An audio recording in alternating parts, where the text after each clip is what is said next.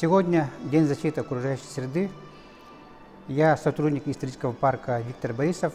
Хочу вам рассказать о деятельности экологического комитета Вилюй, который в течение десятилетий активно совершал охранные мероприятия по защите окружающей среды в Якутии. Комитет Вилюй был создан 30 октября 1990 года, и с тех пор члены комитета провели ряд работ по выявлению, обнародованию экологических нарушений, которые были проведены в связи с промышленным освоением запада Якутии.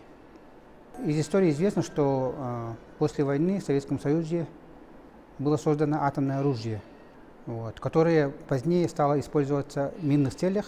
Например, были созданы атомные электростанции, атомные ледоколы. И для этого нужны были большие исследования в этой сфере. Для этого проводились ядерные испытания по всей стране, в том числе и в Якутии.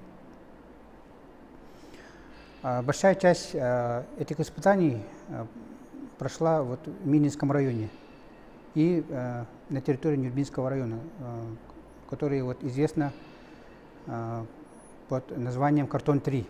Испытание Картона-3 прошло аварийно. Рекультивирована была эта местность неважно, и поэтому отходы от этих испытаний некоторое время загрязняли реку Вилюй, реку Марха. Вообще эти испытания проводились во время Советского Союза,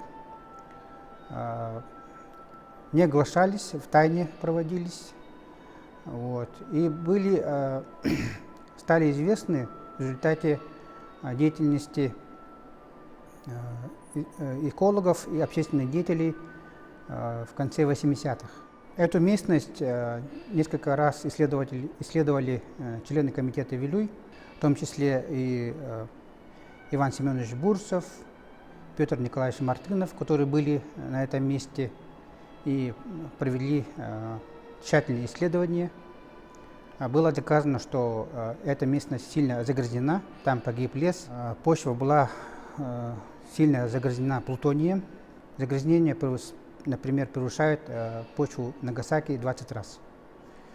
Деятельность эколога Ивана Семеновича Бурсова, члена комитета Вилюй, привело к тому, что в 1999 году был заключен тройственный договор между Министерством атомной энергетики, правительством республики и компанией «Алросой» о экологической реабилитации мест подземных ядерных испытаний. Также надо отметить деятельность членов комитета, сопредседателей комитета. Например, сопредседатель комитета Анатолий Васильевич Корнилов в Верхневилюйском районе. Он был народным депутатом, добился того, что Совет Верхневилюйского района принял решение о запрете подземных ядерных испытаний на территории Якутии. Это решение было отправлено генеральному секретарю ЦК КПСС Михаилу Сергеевичу Горбачеву. Осенью этого года исполняется 30 лет экологическому комитету Вилюй. Комитет за десятилетия работы делал очень много для охраны окружающей среды в Якутии. Но тут важно понять, что наша безопасность в экологическом плане зависит от каждого человека в Якутии. Мы должны поддерживать, мы просто обязаны поддерживать таких общественных деятелей, как экологов, которые борются за нашу экологическую безопасность.